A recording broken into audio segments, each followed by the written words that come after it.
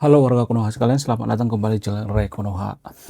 Beberapa hari yang lalu ada kejadian yang sangat luar biasa di mana seorang pria paruh baya, umurnya sekitar 30 tahunan ke atas.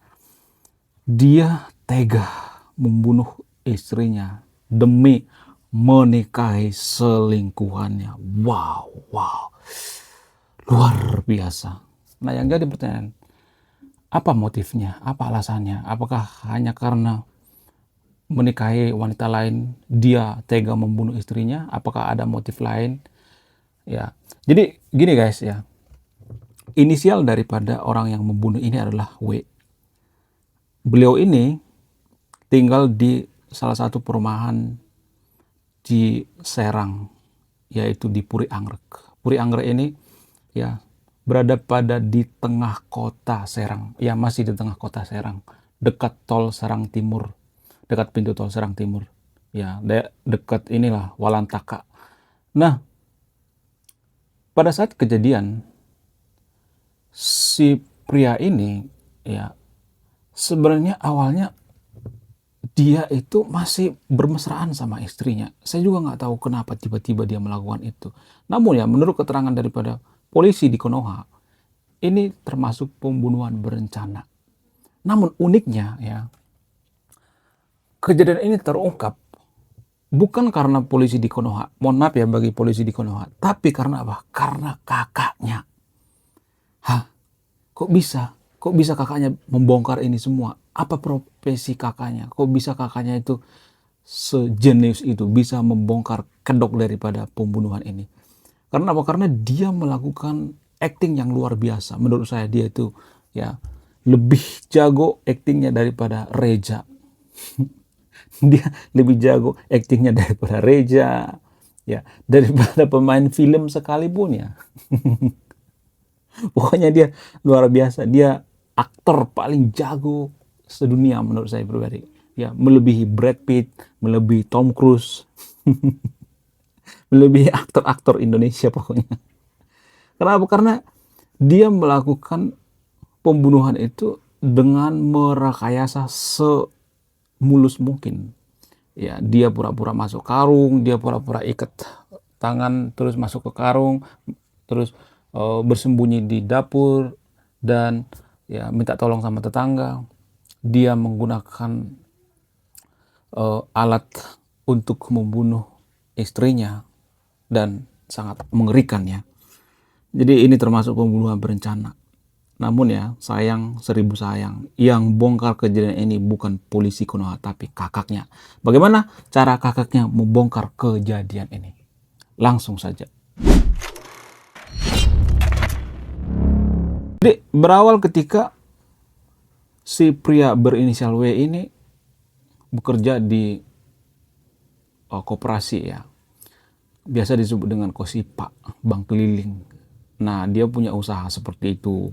Karena intens dengan wanita selain daripada istrinya, ya awalnya tahun 2023 hubungan mereka baik-baik saja. Namun ketika dia dekat dengan seorang janda berinisial R, ya dan foto-fotonya juga ada kok di TikToknya, videonya sangat mesra ya dengan selingkuhannya bernama W. Karena kondisi kerja ya, kalau kerjaan koperasi itu ya berdasarkan informasi yang saya rangkum dari teman-teman saya gitu yang punya kenalan di kerja koperasi itu, mereka sangat bisa banget selingkuh. Kenapa? Karena mereka punya kontak ya, simpan pinjam. Jadi minjem duit sekali itu kan biasanya berkali-kali ya, nggak cuma sekali doang, nggak putus ya. Mereka simpan kontaknya, WA-nya mereka WA dan lain sebagainya. Jadi sangat mudah sekali ya. Sama seperti tukang paket. Tukang paket itu kan bisa punya WA kita, kemudian bisa ada fotonya di HP tukang pakai dan sebagainya. Jadi sama seperti ya, kerja di koperasi juga seperti itu. Kita tahu datanya, punya KTP-nya dan sebagainya. Dan sangat mudah sekali untuk selingkuh ya pekerjaan seperti ini. Tapi tidak semuanya orang yang kerja di koperasi seperti itu selingkuh ya, bukan. Bukan seperti itu ya maksudnya. Tapi ya mungkin ini hanya oknum ya. Saudara W ini ya, si kutu corporate ini saya sebut dengan namanya si kutu kupret. Ya, si kutu kupret dengan inisial W ini selingkuh dengan selingkuhannya dan sudah berlangsung kurang lebih 2 sampai 3 tahun. Namun bulan Maret kemarin tahun 2025, istri sahnya mengetahui perselingkuhan daripada W ini. Karena sudah kepalang ketahuan dan lain sebagainya, dia berjanji untuk tidak menemui selingkuhannya. Dia berjanji untuk memutuskan hubungannya. Namun, ya, sayang seribu sayang, si kutu kupret ini berinisial W ini, dia tidak mau memutuskan hubungan dengan selingkuhannya. Dugaannya selingkuhannya ini minta nikah sama W ini. W ini orang Batak beragama Kristen, sementara selingkuhannya itu beragama Muslim. Sebenarnya mereka ini beda agama. Ya makanya di postingan-postingan daripada TikTok, si selingkuhannya berinisial R ini ada semacam ya penghambat di antara mereka, yaitu agama. Namun ya, sialnya si kutu kupret ini gak mau ya memutuskan hubungan dengan selingkuhannya. Dia berencana membunuh istri sahnya. Nah, yang jadi pertanyaan, kenapa harus dibunuh? Karena dalam istilah adat Batak itu tidak ada yang namanya selingkuh. Gak ada. Jadi satu pasangan seumur hidup. Gak boleh punya 2 istri, gak boleh. Cerai itu sangat diharamkan. Walaupun ada juga orang Batak yang cerai ya. Cuman persentasenya sangat kecil banget. Karena dilarang oleh agama, dilarang oleh tradisi, ya. Agama Kristen kan jarang yang cerai ya, nggak boleh cerai. Kemudian budaya Batak juga tidak memperbolehkan seperti itu. Karena apa? Karena adat ini sangat-sangat dihormati ya bagi orang Batak. Sehingga kalau dia pun terpaksa cerai, maka semuanya hak asuh, biasanya ya harta gono gini dan sebagainya itu full buat istri. Begitu ya peraturan adat orang Batak. Kenapa? Karena si cowok yang meninggalkan istrinya. Padahal mereka sebenarnya kehidupannya sudah lumayan mapan, punya mobil, punya rumah. Perumahan Puri Anggrek itu bukan perumahan kaleng-kaleng, guys. Di sana rata-rata orang yang menengah ke atas ya, saya melihatnya. Dan letaknya juga sangat strategis ya di pinggir jalan di Kota Serang. Kemudian ya, entah apa yang merasuki daripada si kutu kupret berinisial W ini, dia mempersiapkan untuk pembunuhan berencana. Awalnya dia konon katanya mengambil seutas tali, kemudian dia pulang ke rumah. Biasanya dia pulangnya sekali seminggu, pulang ke rumah, masih ngajak berhubungan badan juga istrinya. Aduh, luar biasa emang. Aduh, kurang ajar banget ya emangnya. Saya tuh ketika mendengarkan cerita daripada orang terdekat daripada si kutu kupret ini, aduh luar biasa, bajingan ya, kurang ajar, kurang asem. Ini bukan manusia ya. Dia masih sempat-sempatnya melakukan hubungan badan. Dan kalau misalnya istrinya dendam sama dia, istrinya nggak mungkin melakukan yang namanya hubungan badan kan. Logika aja.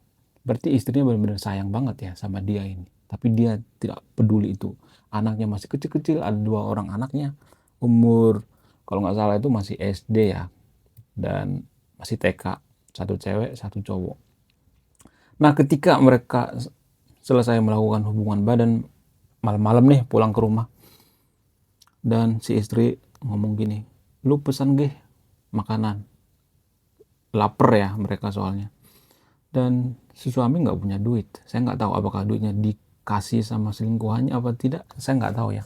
Dan si istrinya ngomong seperti ini ya, ngomong mokondo, dasar mokondo. Dan itu yang katanya ya pemicu kemarahan daripada si kutu kupret ini. Dan ketika malam sudah tiba, tepatnya pada jam 5 subuh, dia melakukan aksinya dengan sangat keji, membunuh istrinya dengan sangat keji. Waduh. Dengan cara apa? Dengan cara diginiin, guys ya. Nanti kalau saya ngomong langsung bisa di-ban sama YouTube. Dan ketika sudah ketahuan sama tetangga dan lain sebagainya, ya, dia melakukan yang namanya acting, masuk ke dalam karung di dapur dan mengikat tangannya. Biar apa? Biar kelihatan kasus perampokan.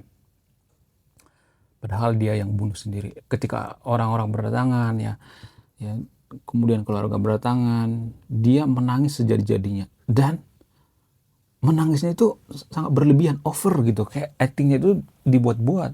Sehingga keluarga curiga ya. Namun pada saat itu nggak banyak orang yang curiga. Cuman kakaknya doang yang curiga. Kebetulan kakaknya adalah seorang pengacara.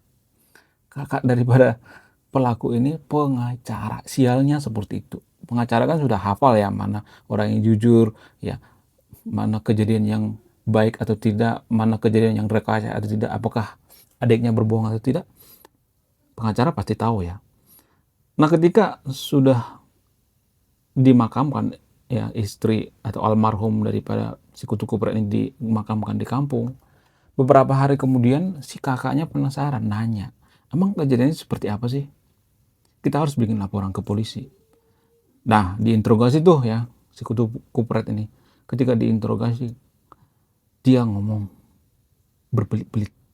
Kadang ngomongnya A, kadang ngomongnya B, kadang ngomongnya C. Nah, pas ketahuannya ketika si kutu kupret ini nyuruh anaknya minta tolong ke tetangga. Jadi logikanya gini, dia sudah ya dalam BAP-nya itu dia di dapur nih ya, masuk ke dalam karung, diikat nih sama perampok ya, ada pembunuhan, perampok dan sebagainya ya.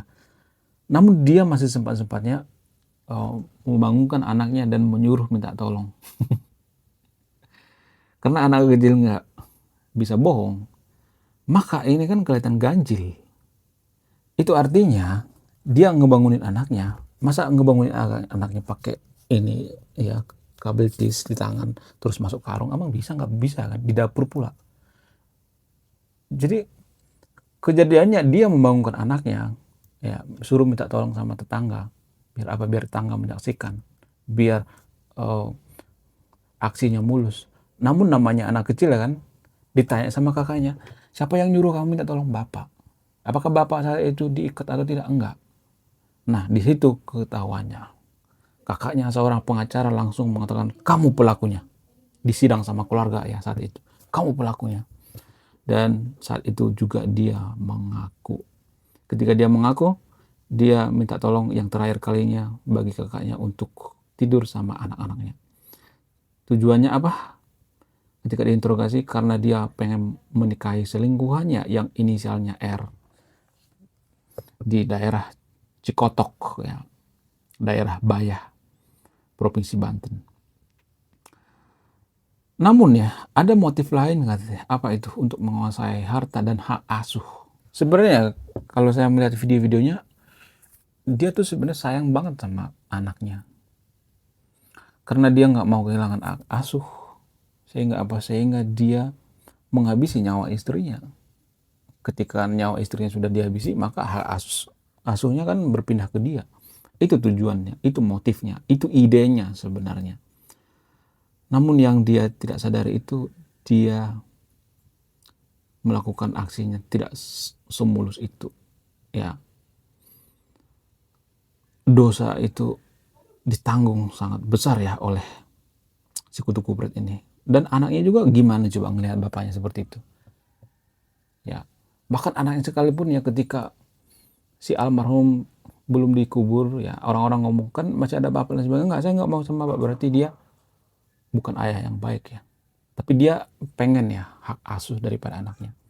Karena dalam adat Batak itu nggak boleh cerai, nggak boleh punya istri dua dan sebagainya, sehingga dia melakukan ide sialan ya, ide yang sangat-sangat brutal, ide yang tidak manusiawi, tidak layak disebut sebagai manusia. Dan ketika diinterogasi oleh keluarga, dia ngaku dan langsung dibawa ke kantor polisi. Jadi sebenarnya polisi sebenarnya terima bersih ya, polisi di Konoha itu terima bersih sebenarnya, nggak ada itu ya, polisi mengungkap ini nggak ada. Ini berdasarkan keterangan daripada kakaknya ya, berdasarkan informasi yang saya rangkum dari berbagai sumber. Oke, semoga kejadian-kejadian seperti ini tidak terulang kembali. Pesan moralnya adalah Sebenarnya budaya itu atau culture itu tujuannya baik ya. Kenapa culture orang Batak atau budaya orang Batak tidak membolehkan punya istri dua, selingkuh dan sebagainya? Kenapa? Biar setia sama satu pasangan. Dan karena culture seperti itu, karena budaya seperti itu, sehingga dia menghabisi nyawa istrinya. Padahal kalau boleh jujur ya, banyak kok ya, ada juga kan orang Batak yang seperti itu, yang misalnya nih punya cerai misalnya ya, ya udah nggak apa-apa daripada membunuh seperti itu kan, tolol kan itu namanya si kupret ini. Ya kalau dia nggak cinta sama istrinya kan tinggalin aja, kenapa enggak ya kan, daripada membunuh. Ini namanya tolol guys ya. Oke, sekian video ini, terima kasih sudah menyimak dan memahami. Saya Rekono, salam rasional.